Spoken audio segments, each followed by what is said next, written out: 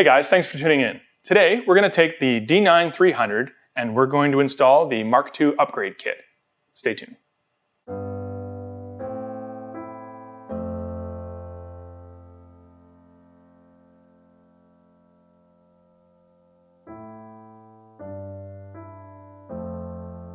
So this printer is not the newest release of the D9 300. It's somewhere in the middle. It has the red anodized hot end area there.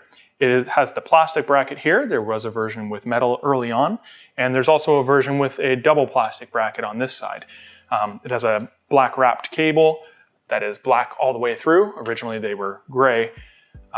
So it's also got the magnetic bed mat. So it's got the inductive sensor with the magnetic metal surface here adhered to glass, and that glass is actually bonded to the aluminum bed. So we're gonna have to take that apart, or maybe we can leave it. We'll take a look, because we have a new tempered lattice glass, I think they call it. It's much like what you may have seen on a Creality. It's got this textured surface that's supposed to have great bed adhesion at temperature anyway, and it also comes with a standard kind of print mat that we could adhere to the bed directly. Inside the box, there's the rest of the pieces.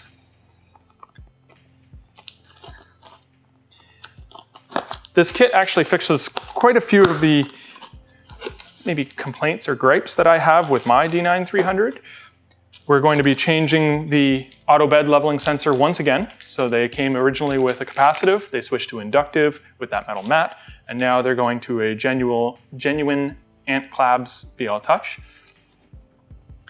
On this little bracket that they've already mounted it to, this bracket will hang off of the original bracket that the inductive sensor goes through. And we'll use the inductive sensor to kind of pinch that on there as if it was, say, like a big screw. They didn't include a bolt or anything for that. There's a bag of a couple idlers and a new belt, and also a micro SD card and a large SD card adapter, and a tiny piece of PTFE tube. So the filament enters here and can sometimes wear a little bit of a groove into this bracket. So you insert the PTFE there, and that should last a lot longer. And if it does wear out, you can always easily swap that out. That cable I mentioned here is changed to a round cable. So it's kind of wrapped in this rubberish sheath. And that can now fit directly into the groove. I'll show you on this side, into the groove here of the extrusion. We may actually run it on the inside here, and it will hang down from the top. And this now clamps into the, what they call the interboard, this top board on the hot end. So that's a positive locking assembly now, instead of this that can just kind of wiggle free. So a couple pieces of this little rubber material that goes in these grooves. It's used out of the box under this side to hold the wires into that extrusion. So like I mentioned, we're gonna run the cable up in here. I'll probably put a piece here and a piece along here to make sure that that stays in there tight. We don't want to run these pieces all the way up here, because this wheel actually needs to fit inside that groove. So I'll use a small piece below where the wheel would never go to pinch the wire in there, pull it tight, put another piece up in here, and the piece all across the top. So there's plenty of that. The cooling fan also gets a bit of an upgrade. Instead of a axial fan, they have a radial fan now. So this is your kind of centrifugal blower. Looks like a 4010 or so. Yep, 4010. Obviously it's 24 volts. And it comes already pre-mounted to this aluminum bracket that will angle it just so that it's blowing hopefully at the very tip of the hot end, and not too much on the heater block. But we'll take a look at that as we assemble that. In the Wanhao videos, they talk about making sure that this is assembled correctly. They used to come apart. Now they're coming, at least in these kits, pre-assembled, much like the BL Touch used to come as two separate parts, and they're coming pre-assembled as well. I mentioned it already, but the positive locking assembly on the interboard. So that's this little guy. There was a voluntary warranty replacement on the interboards because they had an issue early on, and they sent out new interboards to anybody, especially if you were having your Z only go upwards. It was indicative of a faulty interboard. So that's included in the kit as well, and these ones now have that positive latching assembly on here. And obviously with the change of sensor, they've now got a BL Touch spot here that's actually labeled BL for the small cable from the BL Touch to clip into. That's different than your standard kind of JST connector that you already had on there. To go along with that board, they've given us what look like nylon screws. They're plastic anyway, plastic screws, and a couple little plastic spacers. The idea is that those spacers will keep this board elevated. It's bolted through with 2 bolts there, or the 2 screws. It's going to keep it elevated so that the solder joints, the pins on the bottom here, don't short out to anything. I'm not sure how they could short out because the assembly underneath them is all plastic, but apparently that was a concern at some point. I'm not entirely sure for this one if I'm going to use these or not, and just bolt this directly to the plastic assembly.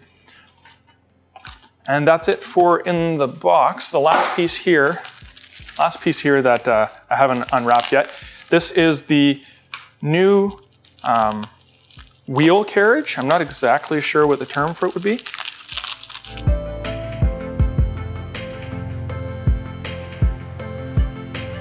So the original wheel carriage, we'll take a look at them when we pull it off, was 3 wheels, 2 and 1, and it's on this little spring-loaded bracket here with a tension screw to preload tension on the 2020 to make sure they're all making good contact.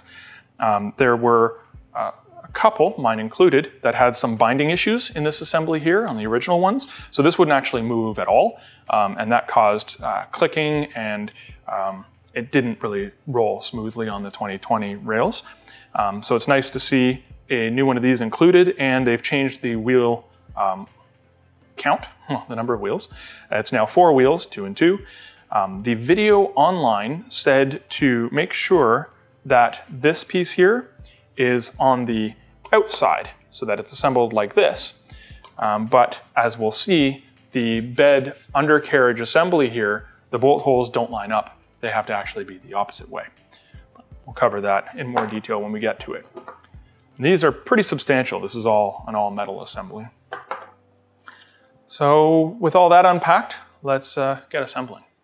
Okay, I've put my tools on the other side and I've got all the components for the upgrade over here. Easiest first thing to do is kind of start ripping things off. So we're not going to use this cable anymore, nor are we going to use these little attachment points. They leave quite a bit of sticky residue on the printer, so that'll be fun getting that off later.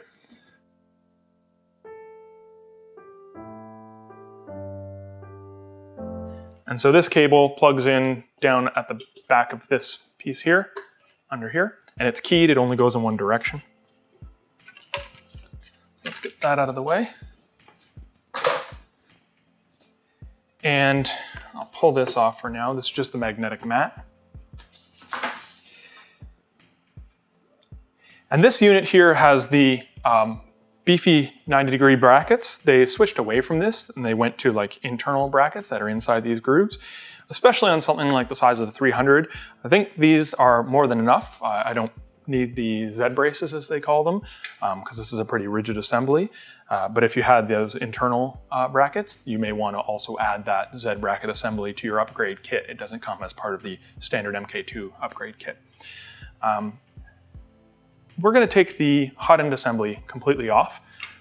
To do so, it's kind of the reverse if you've watched the installation video where we assembled this printer.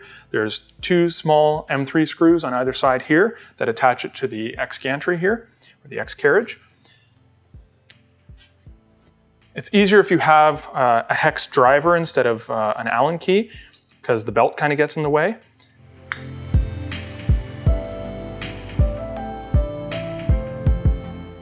I'm going to leave the front screw still in a little bit, a couple of threads, so that the whole assembly will not just like fall forward when I take the last one out. And then I'll do the same thing on this side.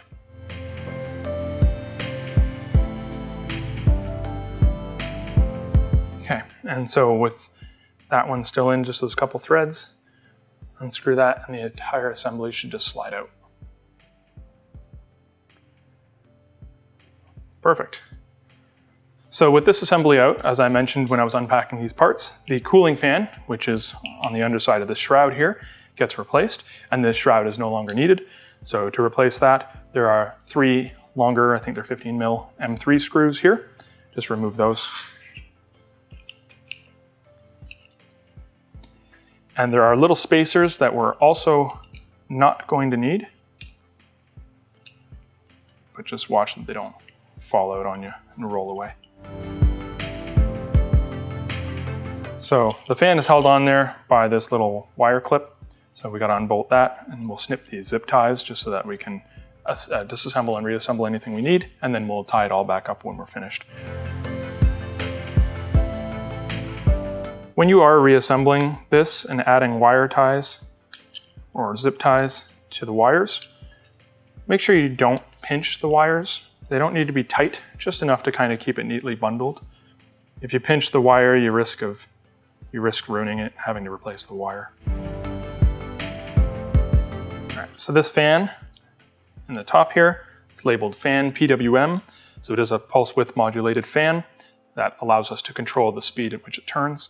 So on the new board, we'll be putting the fan back into the socket that's labeled PWM. We don't need to touch either the thermistor or the heater cartridge. Those are going to stay. Great. So with everything unplugged from this interboard, there's 2 M3 screws there that we're going to remove.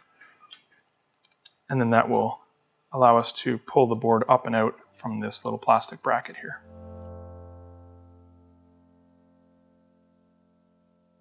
So interestingly, this one already had these little plastic spacers where the board was bolted into.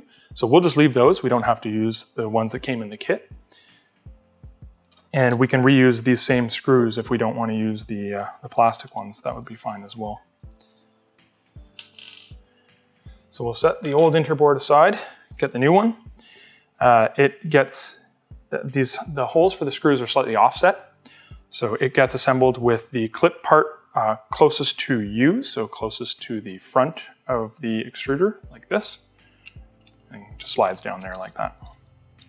And then bolt it back up using the same screws that we just used there. Okay, with a 2mm socket driver, or hex driver rather, I can use these plastic screws and attach the interboard to the hot end assembly.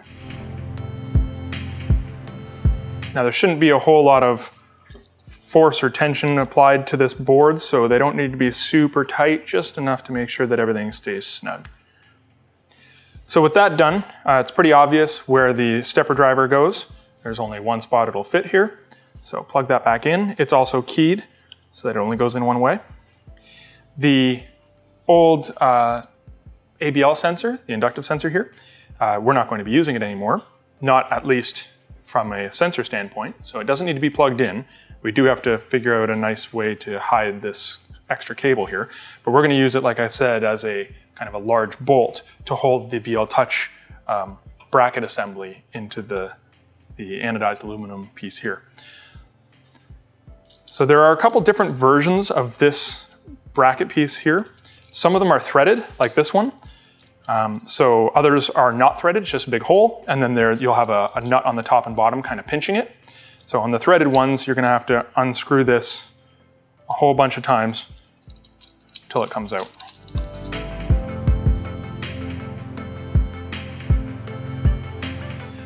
So with that out, the BL Touch bracket, in this case happened to be orange, I've seen them come different colors, is going to go on top like that, pressed firmly against this part of the body here, and the cable should be routing up the side here like this. And then that will get pinched on with this, just thread that in. And we don't have to thread it in very far because we're not using it for any purpose other than holding in a plastic bracket. So maybe just like that, and then pinch it down with this nut. I have a wrench here.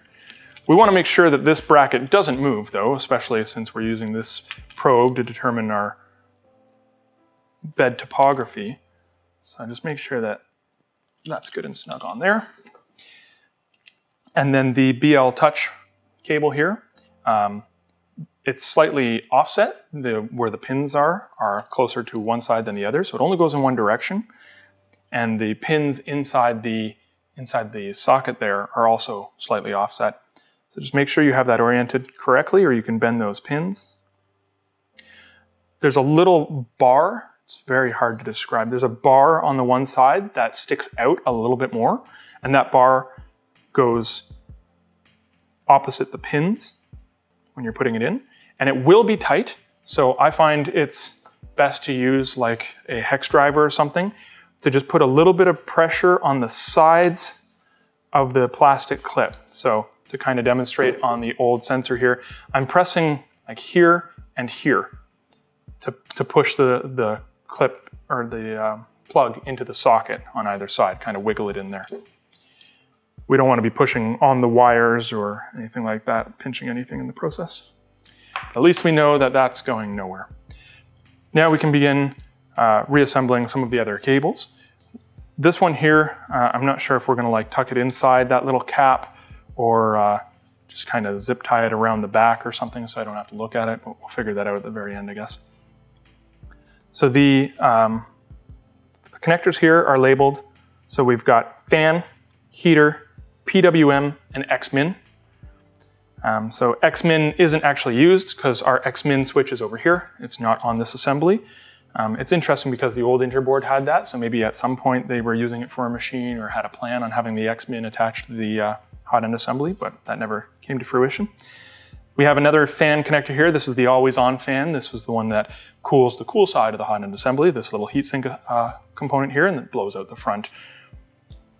That one is going to go into the one labeled fan, since that one is always on and it's not PWM controlled. And then the black one here in this case is the heater cartridge. So we're going to put that in the one called heater, which is red. And then the thermistor is going to go into the one labeled temp, which is right beside the BL Touch. At first it might be a little daunting, but as you kind of process of illumination, figure out where they go, it's not so bad. And so we have one more, that PWM one I mentioned, but we haven't installed the fan yet. So let's do that next. Okay, now for the fan. There are a couple long screws that came in the one bag, so don't throw those out. These long screws are to attach this aluminum bracket to the bottom aluminum plate here. And the idea is that, put it this way, the idea is that that should point, there we go, directly at the tip of the hot end, or the tip of the nozzle, without protruding further than the nozzle so that it's not hitting the bed, obviously, or your print. And from the looks of things, it will be blowing a little bit at the heater block. So we'll have to see if that's affecting my PID tuning. I might have to compensate for that, or maybe even adjust it a little bit. We'll have to see. But anyway, the original video from Wanhao showed that this piece, this part of the fan, needed to be facing you, so it would have looked something like that. But the way that they're coming pre-assembled, that is not the case. And if you flip these fans over, where they attach to this bracket with two little screws, just doesn't work out. It doesn't make any sense. The fan ends up being far beyond the tip of the nozzle. So I think they're installed correctly now. They've just maybe either got a different fan or changed their mind or what have you.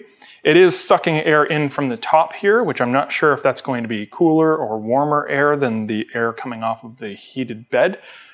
So, I mean, we'll have to see how that performs. Myself, I'm using a 5015 blower fan down the side to a shroud that I've printed. But we'll give this a go. 2 M3 screws, and I think they're 2.5 millimeter.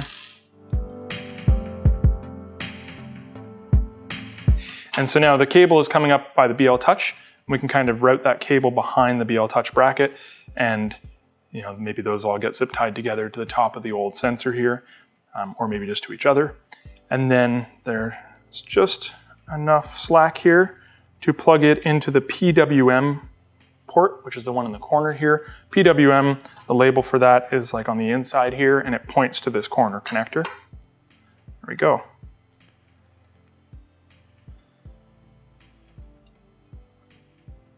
So I've got some wire management to do. Throw these wires back into this little clip here and bolt that back into the side of the aluminum plate at the bottom that we just bolted the fan to. Like I said, just make sure we're not pinching any of the cables. The thermistor cables especially, they're really thin conductors in there. All right, and then the idea is that this plastic bracket here, which we still have the original label on, will clip on top. This was always a bit of a problem. I have a rough time getting mine on. And now we've just increased the amount of cables that need to fit through there. There is a little bit of an extra gap in the center of the back here, so moving the cables maybe to there will help, but it looks pretty rough. You know what, that'll have to do for now. Maybe I even print a bigger bracket just to give me a little more wiggle room, or cover rather. So the PTFE tube that they gave us, in a perfect world, just goes in here. And you can press it down until you feel it hit something. It's probably hitting the idler, I would assume. Or it may be stopped even before that. Yeah, it's hitting the lever arm here, which allows you to release the tension on the idler that's pressing against the feeder gear. And we'd want to make sure that this is kind of as straight as possible. And in this case, it's not cut very square, so I'm going to recut this with a razor blade to make sure it's perfectly squared off, and then reinsert this. So I've squared that off, reinserted that, and now we are probably ready to put this back onto the X carriage here. So it just slides in, and I'm going to do it essentially in exactly the reverse order. So at that point, we are completely done with the changes to the hot end assembly here. And now we can move on to the bed. So in this case, as I said in the beginning, the bed has this steel plate that is bonded to a glass plate that is bonded to the aluminum bed. And as a result, you can't get access to the screws in here anymore. And I don't think we have any purpose for this steel mat or the glass at this point. The extra bed sticker that we got with the kit, I'm going to stick that right on the aluminum bed so we can print directly on that if we choose, or we can use the glass plate that it came with and just sit that on top and hold that on with binder clips. I know at one point Wanhao was including these little steel clips that fit into these little notches here to hold the glass onto the bed before they were bonding them to the bed. They didn't include any kind of clip to attach the glass to the printer, so we're just going to use the mini binder clips. So let's start by removing the heated bed assembly from the Y carriage assembly underneath that goes on the 2020 rails. So we'll remove the knobs from each of the four corners, and then before we can remove the bed from the carriage, we're going to have to open the bottom of the control box, which is under here, and remove the heated bed and the thermistor wires from the main board so that we can pull the wires out with the bed, because they're soldered onto the bed. There's no quick disconnect on that side.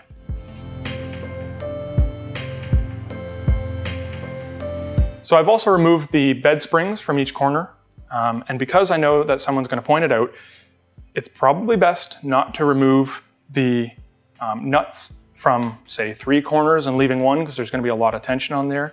And actually, it would probably be best to just loosen them all equally so that there's no undue forces on the bed, any twisting forces.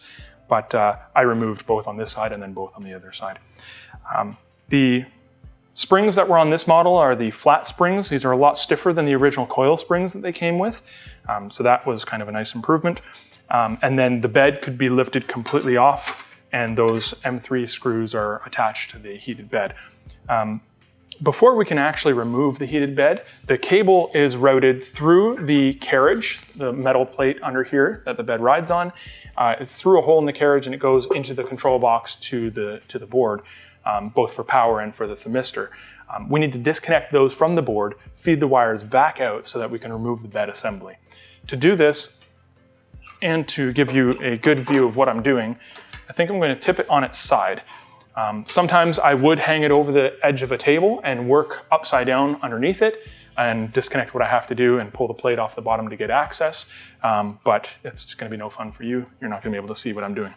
So carefully, I'm going to move the extruder gently to that side so it doesn't slide. And the bed is not attached right now by any means. So why don't I add a nut back on there just to make sure that the bed doesn't go flying.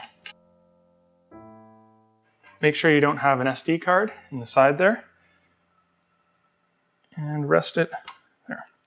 It will rest on this little trolley that goes up the vertical rails here on that side. It is a little bit tippy, but it's not gonna go anywhere. Okay. So we have 1, 2, 3, 4, 5, 6 little M3 screws, and also the screws that hold on the feet are holding this plate onto the bottom. We need to remove all of those. And then the screws that are in these, I believe they're M5, they're much larger. So be careful, once you get the last of the feet or screws out, you have a small, maybe 6-inch length of cable that goes from the cooling fan to the board, and they're glued in there. Sometimes you need to pick away at the glue. In this case, maybe this one's been removed before. So set this aside. And this cable here is the one that's going through the carriage here. We have the thermistor wires and the power, positive and negative. So that's these two terminals, and the thermistor is just a plug on the side here. And this one also doesn't have glue, so there we go. That is a Phillips head screw on the terminals. And it should be obvious, but just in case, don't do this with the power connected. Make sure you've got that disconnected first. So with that disconnected, we can set it back upright and then remove the bed and continue replacing the Y carriage.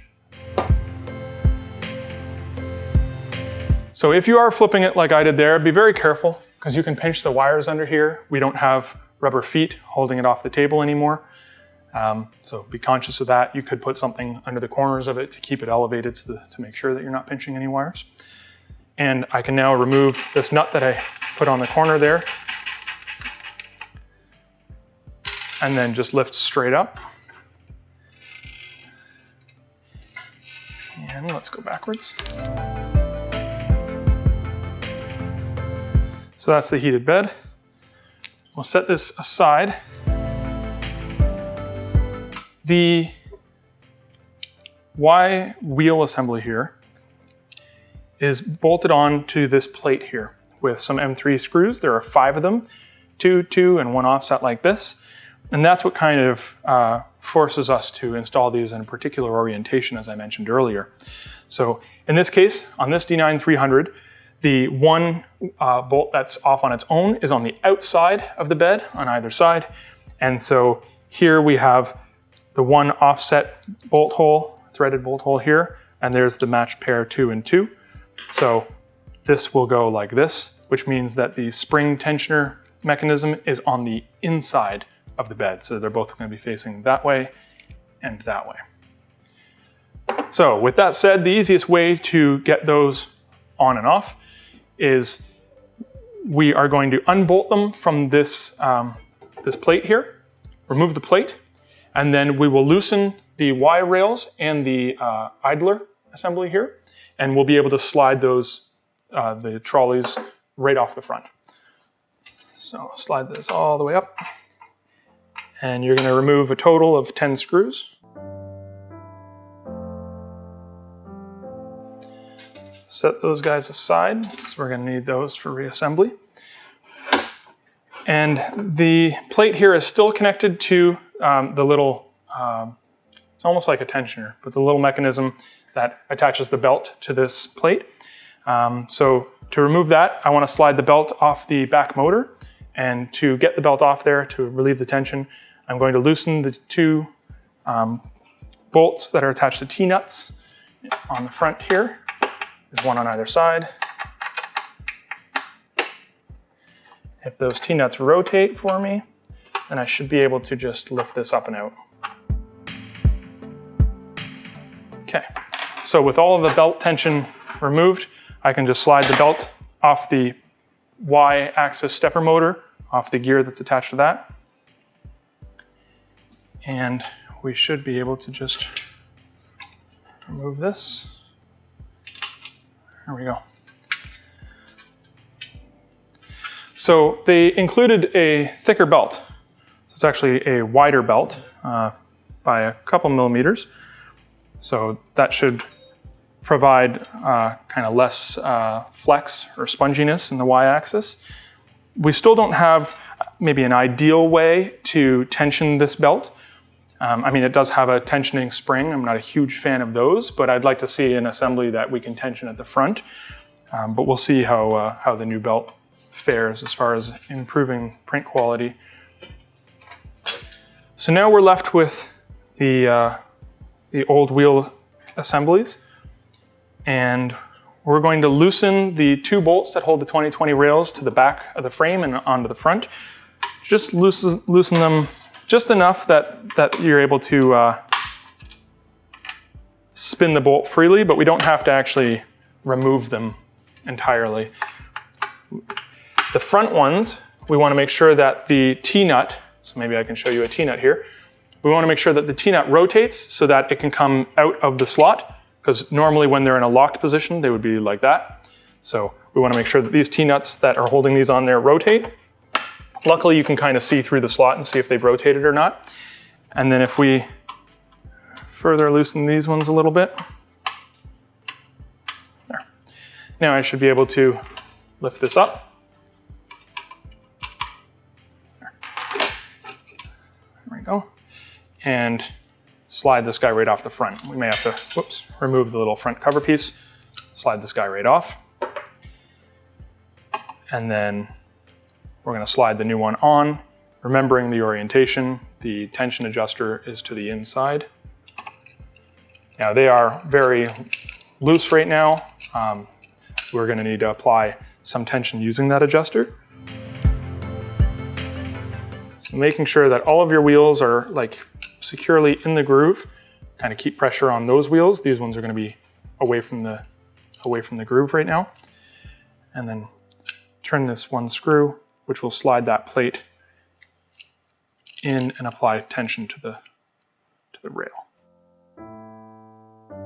So you may have seen in a previous video of mine, when I rotate any one of the wheels, all of the wheels are moving, so they're all making good contact. That's good. A little bit of slippage there. I could probably go a tad tighter. But you don't want to over tighten this. You can end up having kind of a bumpiness. As you slide this, it will go dun, dun, dun, dun, dun. You'll feel little kind of notches that it's hitting. If that's the case, you could have a flat spot on a wheel, or you could just have your tension too high. So just make sure that it moves back nice and smooth, and then reassemble it the way we took it off.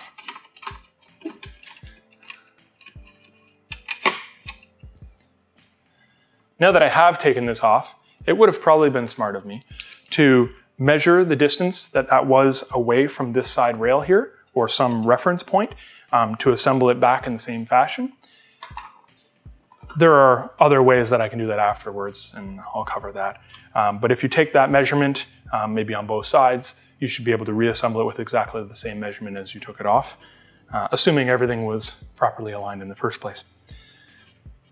So I'm going to just tighten this so that the hammer nut there turns and engages just a little bit. I'm still able to kind of wiggle that extrusion around, but I don't want it to kind of be super floppy, if that's a word. Okay. And then we'll do the same thing with the other side. On this side, you have the Y limit switch at the back. So you may not have, you could unplug it. That's one option. But really, you just need enough slack that you can slide the carriage off, slide the new carriage on with the, that's not the new carriage, slide the new carriage on with the tensioning assembly to the inside, like that. And just because I don't have the slack and I didn't want to while they're unplugging the y-axis limit switch there, I'm going to tension this with the rail kind of down like this. So let's tighten this back up the same way we did the other rail, just so that the hammer nut is engaged, but will still allow us to move the rail back and forth a little bit. And what we'll do is use this plate to make sure that everything's kind of squared up as far as the rails, make sure that they're parallel to each other by running this back and forth once we've attached it to these plates. So setting this upside down here, we can swap out the belt for the larger belt, and along with the larger belt, the idler pulley on this front bracket assembly is going to be replaced with the wider idler pulley. And likewise, on the y-axis stepper motor here, you have the gear, the tooth pulley here, that is wider to accommodate the wider belt. So we'll swap that out. So to take this belt off, it's held on with zip ties. They've zip tied the belt onto these screws that are threaded in here. You can just unscrew the screws. We're not going to use this belt anymore. Or maybe it's just faster to clip the zip ties. And one thing that I didn't see in the box either was one of these pre-tensioning little springs. As I mentioned, I'm not a huge fan of them, but we don't have really any other mechanism of applying tension to the belt after it's installed. So we're going to have to pull the belt really taut when we zip tie it around these bolts. That's really the only way that we have to apply tension, from what I can tell. So here's the new belt. And so what I'm probably going to do is I'm going to zip tie this belt to these screws, making sure the screws are screwed all the way in, and wrap the belt around them and kind of lock it in tooth to tooth like that. Making sure that the teeth, when I'm done wrapping it around these, the teeth are all facing the inside. Hopefully that makes sense. So the smooth side of the belt is on the outside, the teeth are all facing the middle, and then that will eventually get routed over top of the two pulleys. But I'm not going to zip tie these tight. I want to be able to still adjust how many teeth are overlapping, and that's how I'll set my initial tension. And that'll make sense hopefully in a second. So let's grab some zip ties, attach this loosely just to secure it on there, and we'll bolt this onto the trolleys here.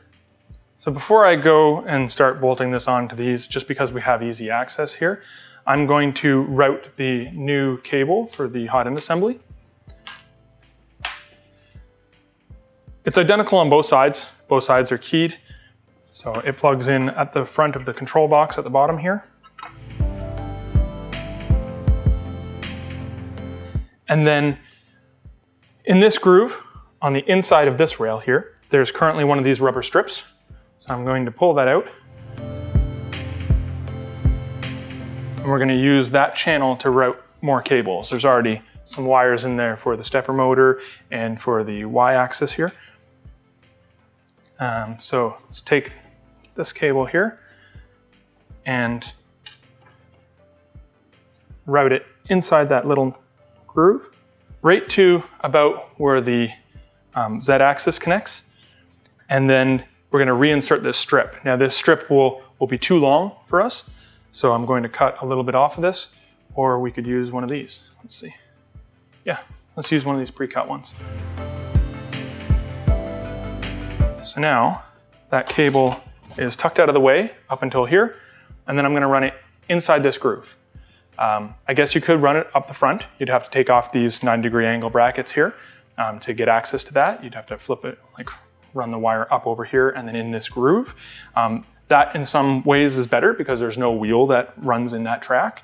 But if we kind of pinch the wire in with one of these rubber strips at the bottom here, where the wheel will never be in that groove, and then pull it taut up to the top here, it should never fall out, and the wheel, even if it does contact the wire, is just going to push the wire back in. It's pretty thick, beefy wire. It's not going to get pinched or anything. But to get it behind, we have to get it behind this wheel. on this assembly here, there are 3 wheels, one on the inside, and that's got that tensioning assembly to apply tension to the rail. We are going to remove the tension from this wheel so that we can slip this wire behind it and into the groove. On these ones, unlike the ones on the Y, there are 2 screws that you loosen. So like these ones here, it's exactly like this. It has 2 screws, and so we're going to loosen all the tension on this one wheel, slide the wire behind it, and then reapply the appropriate amount of tension. Actually, I might just take it completely off. Be careful because there are 2 springs, one on each of these screws, that can fall and go missing. There we go. So that's what that assembly looks like. And then I can route this up there.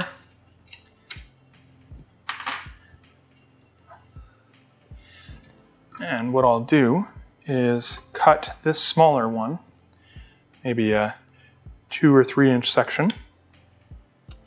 Now, even when the Z-axis is all the way down, that wheel on that I just took off, it's in the middle of these 2. It's never going to come all the way to the bottom here. So me adding this little strip in the bottom here, it's never going to be in the way of the wheel.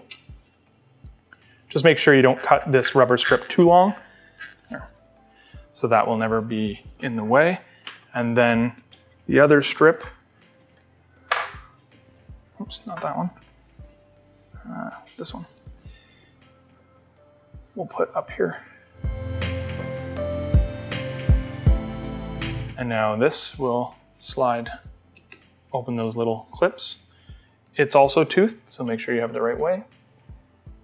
And it should snap right in. Now that's going nowhere. I could use the longer one that I pulled out of the side here. If I wanted this to be a little bit longer, maybe I want it to end over here.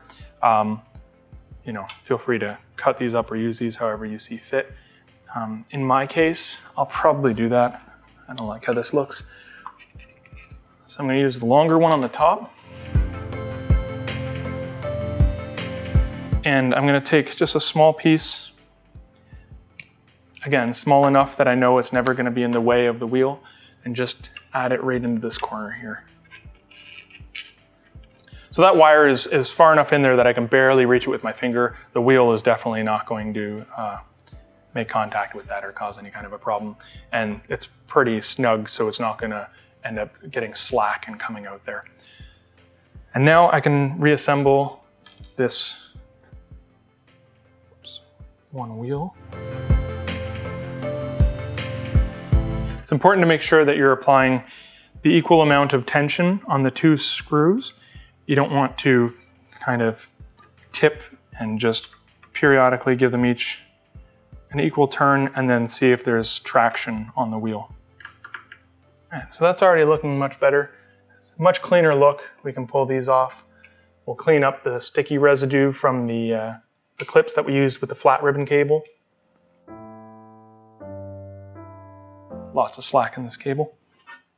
We could actually pull more of the slack down and have it kind of under there if we wanted to.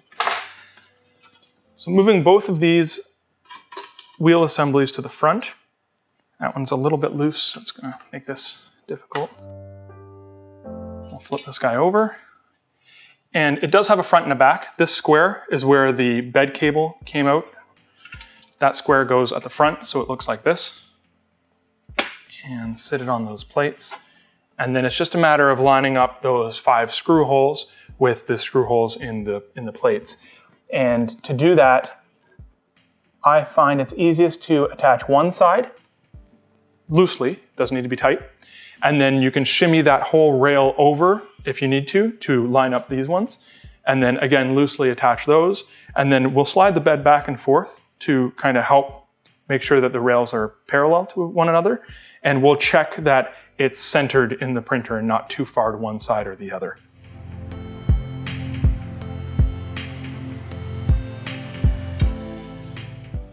So I've bolted the bed back up. Nothing's really tight yet. It's just snug, kind of. These Y rails are definitely really loose, and I was making sure that where I attached the belts to that rigid little piece of the frame there with those two screws, that is in line with the y-axis stepper motor, and now it is. And what I'll do here is snug up the 2020 rails a little bit more. This isn't really an exact scientific way of doing it, but using that y-axis stepper motor assembly as a frame of reference for how far left or right it is will help me realign it, because I didn't take that measurement that I mentioned earlier from one of the inside rails to the 2020. So I've snugged up the back ones, and when I move it all the way to the back, that belt is perfectly in line. And with it as far back as I can, I'm going to snug up these rails a little bit more at the back, because I know that they're properly spaced, because the wheel assembly is making them properly spaced. And then when I slide it to the front and then slide it back, making sure that they don't move while I tighten them, ensure that the hammer nuts are twisted and engaged, and tighten those down. So now everything runs smoothly back and forth. We don't hear any clicking or anything from the springs, so that's usually indicative of things being kind of out of whack. And it should be right in line, left to right, with where it was originally. So now just go around and make sure that all 10 of these screws are perfectly tight. Okay, so now we can take our idler, that's at the front there, and we'll disassemble it and swap in this wider smooth idler. It's pretty simple. There's one nut on this side. There's not a whole lot of surface area for you to grab on that nut, so just be careful you don't end up stripping it or rounding it off. There we go. And don't drop it. And so that piece comes off, and this is held kind of in place with this other nut here. So move that guy. Slide the old one off, new one on, and then just reverse the process.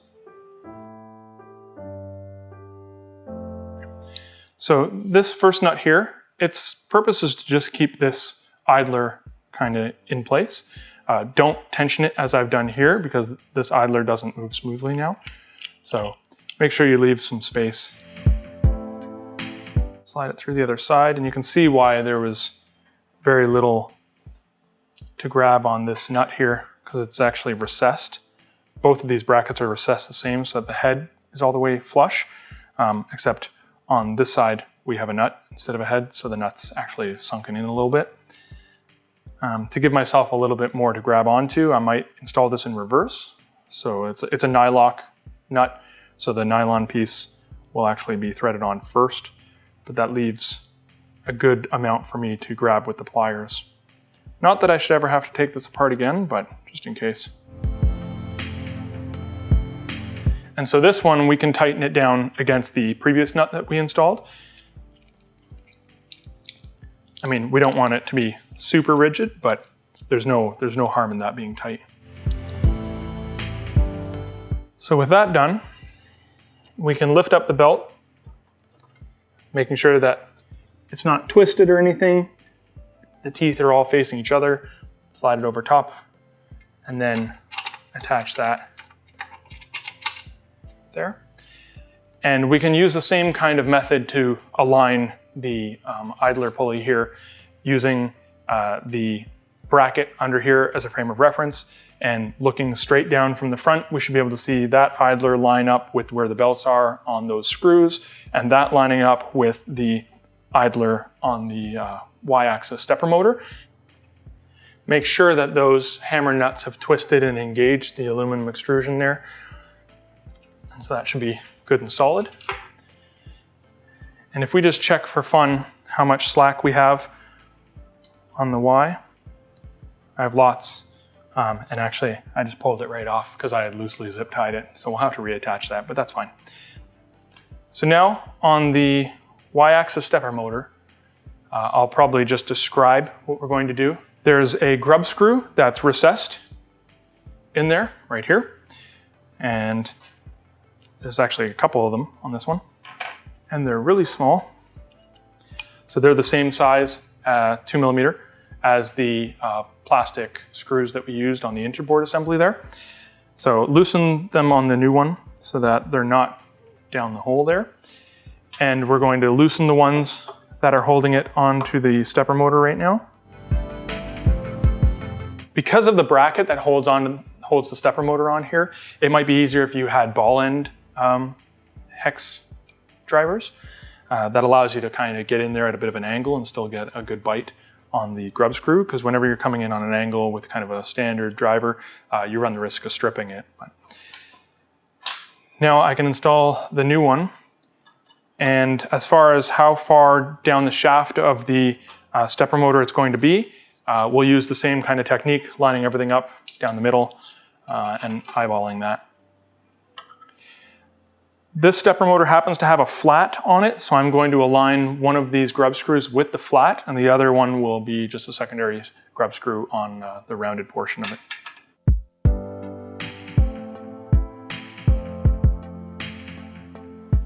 So after all that, I'm not going to be able to get this driver in there to have that slid in enough to line all this. I could leave it kind of, it's not fully on the rod of the stepper motor, so the rod is not like flush with here, it's a little bit like hanging off the end. I'm not a huge fan of leaving it like that, so I want to slide it on further. To do that, I'm going to have to take the stepper motor off the back bracket here. There are two M3 screws that attach this bracket to the 4040 at the back, and maybe I'll just flip this around so you can get a better view.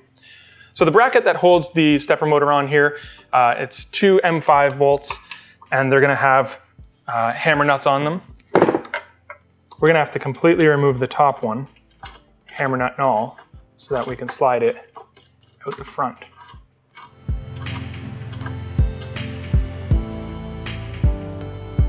Now I can better describe what I was, or better show what I was describing to you.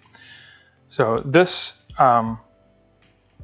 this toothed pulley here, it's cantilevered off the end of the motor shaft. So I'm going to remove these 4 screws that attach this bracket to this motor, keeping in mind kind of the orientation of the motor so that my wires are lined up appropriately. And then I'll be able to access the grub screw, because right now, when I'm trying to get this in here, I have to work on an angle, and I really want this to be slid in a few more millimeters. I really want that to be more like that. And at that point, I can't get to the lead or to the grub screw that's way under here. So pulling this out of the bracket will allow me to do that. So we want there to be a little bit of space between the motor body and the pulley there. And then make sure it's lined up with the flat, which it is.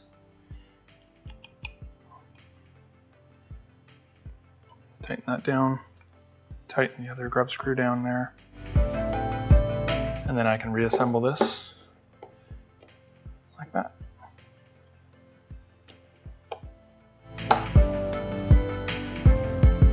So this came out like this. Align this with the groove on the other side of here. Slide it backwards, and then we should be able to use this M5 screw here. Reach down in there and hopefully thread that back through the hammer nut. There we go. Make sure that's engaged. Just making sure that the inner one there is engaged as well. And then we'll need to check the alignment looking down the middle. So now that I've got everything lined up, I'm going to tighten it down. Good. Remember to reattach the cable. So now we're going to tension the belt underneath. So I've actually reattached the belt onto those screws on that bracket there, and I've routed it around the stepper motor at the back. And this front one, I mean, I've got lots of slack. I know I've routed the belt where it needs to go. So this front one here, I can actually tighten that completely up. Slide the zip tie real close to the screw there, and make sure that that screws in far enough. So that's not going anywhere. We could add a second zip tie there, and I'll probably do that at the end.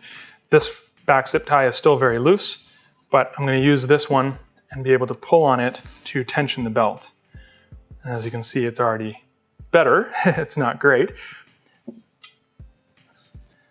So this kind of gets a little bit tricky.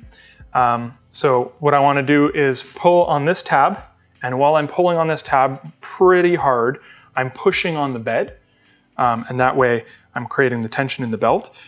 I could also pull the belt off the back pulley, tension it one more tooth, and then stretch it back onto the back pulley, but sometimes that can be kind of tricky to get it back on there. So I'll attempt to do it this way initially.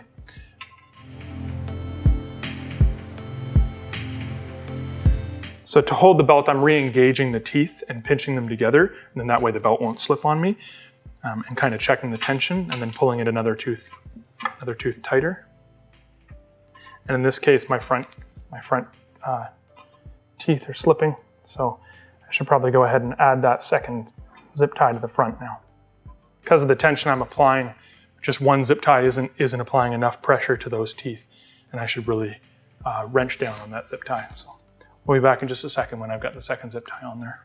So I spared you watching me struggle on this. There's probably better ways to do this, and many other ways to do this, but I attached the one zip tie to the belt here semi-loosely, enough that I could apply the pressure and skip more teeth to make this belt tighter. I wasn't going to be able to hold it and clamp down the second zip tie. So what I did is I loosened the front idler assembly that we just attached so that it could shift a little bit backwards. It moves about 1.5 millimeters or so in that slot, and that provided some extra slack. Then I tightened as much as I could by skipping teeth and then zipping the zip ties on there, making sure that those teeth are properly engaged. And then I pulled on the front idler pulley assembly and tightened that down on the front, making sure that the hammer nuts were twisted properly. And as a result, we end up with, kind of a bass guitar string kind of sound. It's pretty tight. I don't think I need it much tighter than that. It's definitely not kind of flopping around. But as I said before, it would be nice to have a proper mechanism at the front to apply gradual pressure to the, or gradual tension to the belt. With that said, since we have the bottom open here, we will need to be installing the firmware on both the board and on the LCD screen. The LCD screen we access on the bottom here, and there's a micro SD card slot for the firmware to be placed on and then inserted into there.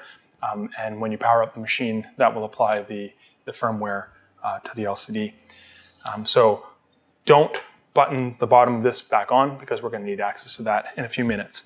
But we're going to finish the bed here. So let's tip this guy back up, making sure we don't pinch any wires on the front there, and check that everything still moves smoothly. That's good. You can check your belt alignment. You don't want to move this too fast because we are connected to the stepper motor. The stepper motor is plugged in, so we don't want to introduce voltage back into the system and have the screen flash or something like that. And so as I move it back and forth, I can actually see that the belt on the stepper motor is not riding true. So instead of sitting in the center, it actually makes its way over to the one side and then rubs against these little shoulders. So that tells me that something is slightly off from an alignment perspective, and actually it looks like the stepper motor itself needs to move that way a little bit.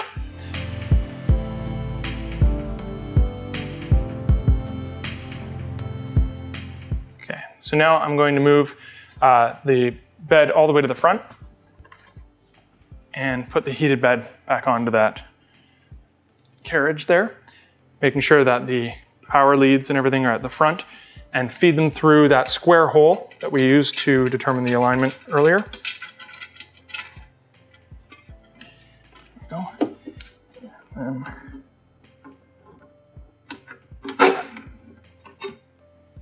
Okay. And we can add the springs back on. Once we get this bed all reassembled, we're going to heat it up and try to soften the adhesive that was used to bond all this stuff to the aluminum bed there. I'm not really tightening those down, I'm just applying a little bit of tension there to make sure everything stays put. And flip this back over.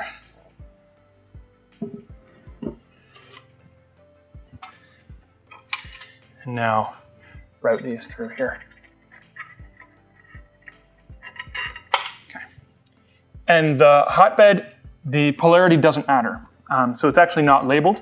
On this side, you have different color wires, red and black, and the connectors themselves on the board are labeled. These ones aren't. Much like the heater cartridge on the hot end, it doesn't matter. Screw those guys back down. And we'll still leave the cover off. You could, I guess, have screwed these back in there to give yourself feet so that you didn't have to worry about pinching the wires and such. Okay. So at this point, we'll plug it in and we'll get the heated bed really hot. We'll probably go for 80 degrees, maybe 90 degrees or something. And we'll take a flat scraper or spatula and start trying to pry this away. And hopefully that separates cleanly. I believe they just used kind of spots of adhesive to bond the glass plate to the aluminum beds. But I guess we'll find out. So let's turn it on. You hear the BL Touch activate there, so that's a good sign. I'm going to throw the SD card in here because it doesn't allow you into the print menu unless you have the SD card in. I could use the preheats, but I don't really want to heat the hot end, and the preheat does both of them by default. So if I go into print, go into status, go to settings, then we can crank up the bed temp here. And like I said, we'll aim for 80 or 90 degrees. So we'll set it at 90, confirm, and we should be able to watch that increase. The fact that that's even increasing is a good sign that we've got our cables connected correctly, the thermistor connected correctly. And in a couple minutes, we'll be up at 90 degrees and we'll be back. Okay, so we're at almost 70 degrees and I'm a little impatient, so I'm gonna get started. One thing I wanna be conscious of is like not to just jab at it and you're kind of putting a lot of pressure on the bed. The bed could probably still be, well, the screws aren't tight first of all, so the bed is going to shimmy around with respect to the undercarriage here. But regardless, I kind of want to hold things, you know, as much as I can. It is hot, maybe throw on a glove, but hold things as I kind of jab underneath. And we should be able to get the adhesive to, okay. So I'm under the first little glob and I'll just make my way around.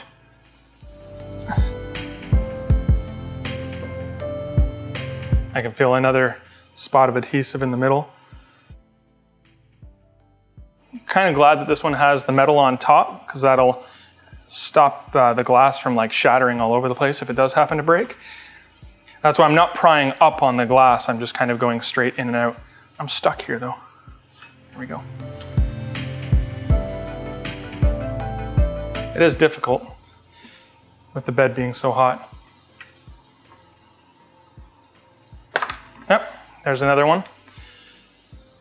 So I think there's 9 spots. I'll continue to do this and hopefully when we come back, this is all apart.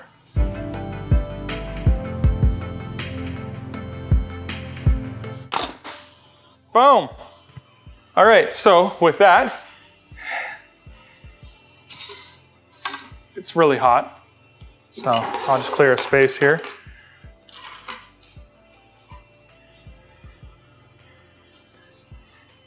All right, and I didn't even break the glass, which is amazing. So there are 9 spots of adhesive. It's like a thermal paste, but like a thermal glue, more like it. And luckily it's not all over the bed and it comes off quite nicely. So I can probably stop heating this up. I can cool this off.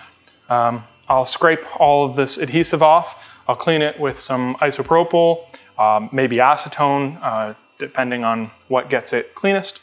and then we'll be back with the new glass bed and sticker. Okay, so we've got the bed completely clean. I've used a little bit of acetone to get any of the residue off of it and any of the oils from my skin. You could also use 99% isopropyl. And I'm going to stick the bed sticker on there. So the way I find this easiest to do is to use a hard card or a scraper. So I have like an automotive vinyl scraper that I got ages ago for my car, and that works great for this. It doesn't have any sharp corners, but because I don't have that on me, I'm going to use, in this case, a Costco cash card. But get the stiffest card that you can. I don't like to use a metal scraper on it because you can gouge the bed pretty easily in the process. And what works best for me is I just peel back the foil or the material on the back here. I'm going to peel the whole way across and fold it underneath so that it will kind of like keep it elevated because it'll be curled underneath like that. And then I'll just anchor the very furthest edge across to kind of like square everything up, anchor that edge, and then I will slowly peel it back maybe a couple inches at a time, and I'll fan out from the middle, kind of on an angle out to the sides to make sure that there's no air bubbles, and then I'll peel it back a little further and just continue to do that. And I'm putting pretty firm pressure. Like this card is actually more flexible than I'd like, but like I said, I'm making do with what I have. So I'm going to do that starting at the back all the way to the front, and once I'm done, I'm going to go over it multiple directions to make sure it's good and adhered to the build plate. And then we will just clip the glass surface on top, and we can use whichever surface we'd like for our test print.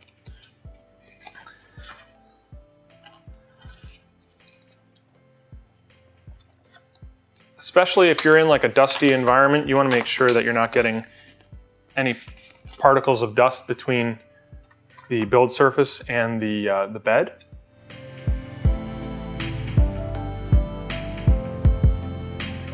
So I've just used my fingers across the back, like I said, to anchor it. I've lined it up with the sides and the back. It's not quite as big as the build plate itself. There's maybe 1 millimeter on either side that it doesn't cover. So I've just kind of centered it to kind of make the best of it. And then I'll slowly reach under and peel back this foil. You can see how it's kind of bent over there. So I will peel back this and just work side to side.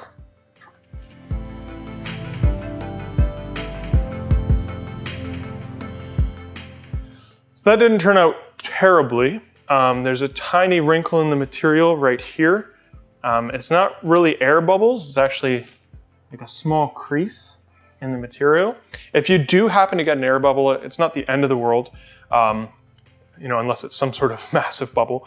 You can prick it with a pin and then kind of carefully push from the outsides of the bubble to the middle where you've poked it, and hopefully the air will escape. You'll probably still end up with a little bit of a wrinkle where that bubble is, but the rest of this is perfect, and that isn't raised enough to really cause us any kind of a problem. It'll have to do. Okay, so now, as I said, the glass bed here just uses binder clips, sits on top of the build surface there. So now we have our choice of the textured, I think it's like a silicon carbide or something, some sort of silicon glass they call it. This textured surface, we could use just this side, which is just standard glass if you want a real mirror finish to it, because this texture does kind of impart on the bottom of your prints. Or you could use the kind of build tack sticker here. So you kind of have 3 different surfaces to work with, really. And I'll grab binder clips, we'll clip this on, and then we're going to turn the unit on. We'll just quickly check that I can move the bed back and forth. We wouldn't want to do an auto home because we don't have the right firmware for the BL Touch.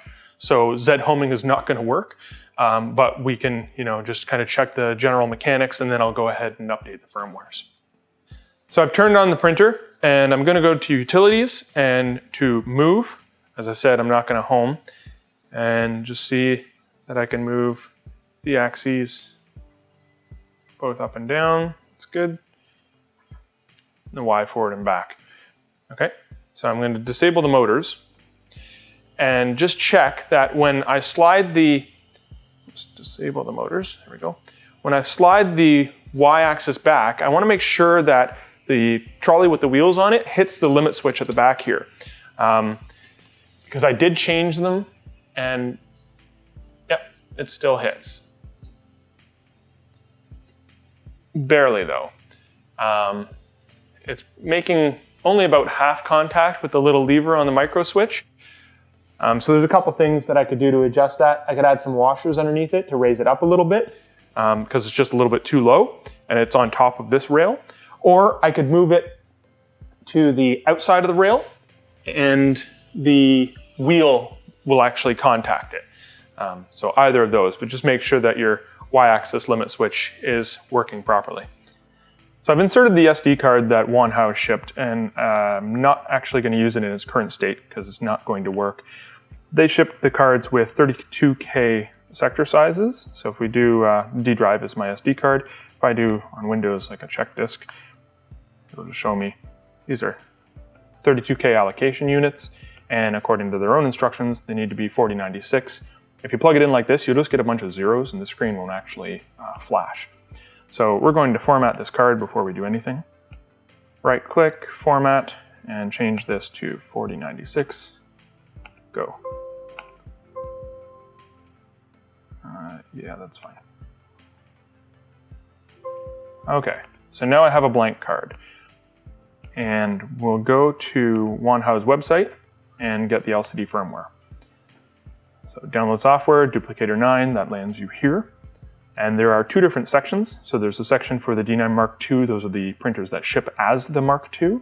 And then there's the kit firmwares. So we're gonna get the D9 300 LCD firmware. Download this. And I'm not gonna use the precompiled Arduino firmware because there's a bug on that I'll cover in just a second. Let's download this.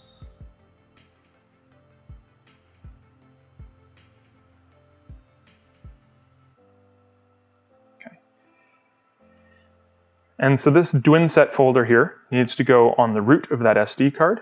So I could just drag this from here to here.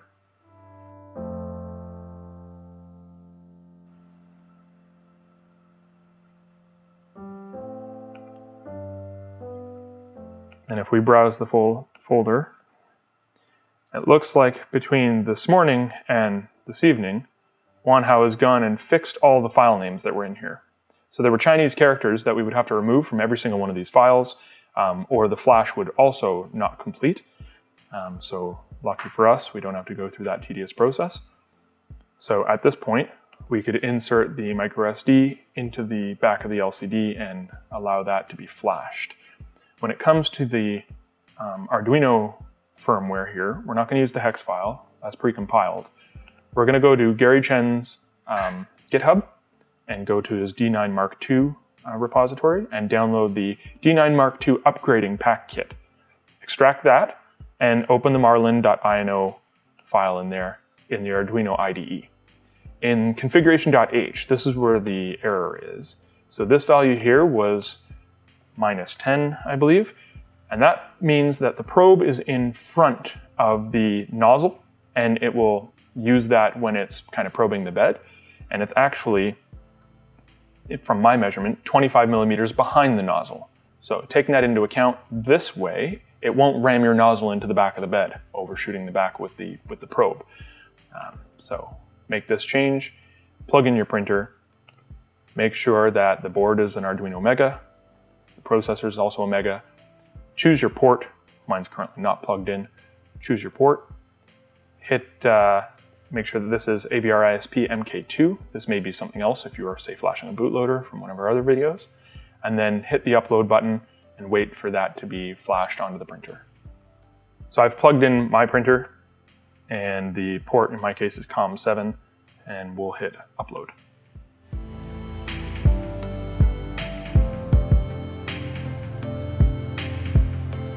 All right, so the Arduino firmware has been flashed to the printer, and now we can insert the SD card and proceed with flashing the LCD. So I've placed the printer on its side so you can see, and this is the LCD. We've left this bottom panel off until this point so we can get easy access to here again. And you're going to place the card in with the writing on the card facing towards you, so the pin pads will be on the back side.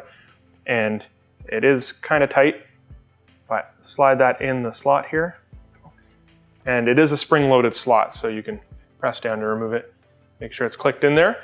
And then we need to power up the printer, and we'll look at the LCD screen. All right, so I'm gonna power it on, and we'll see a completely different screen than we're normally used to seeing here. SD card process, it'll go through a bunch of the images that it uses for the various buttons and screens. And then when it's done, it'll say SD card process end, I think, at the top here. But we'll just give that a couple minutes.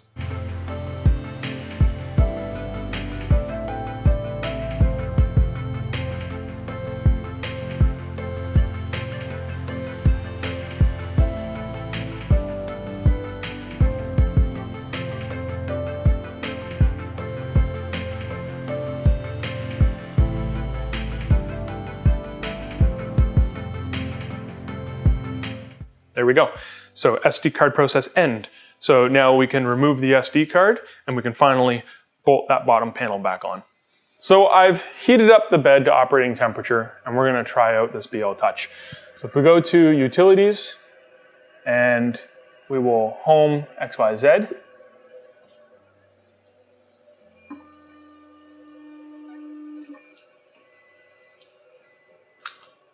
And of course, you want to be leveling your bed at operating temperature. So now I know the mechanics is working. I'll go to level. It'll bring it to the center of the bed. We'll use the paver method to set the Z offset for the BL Touch sensor.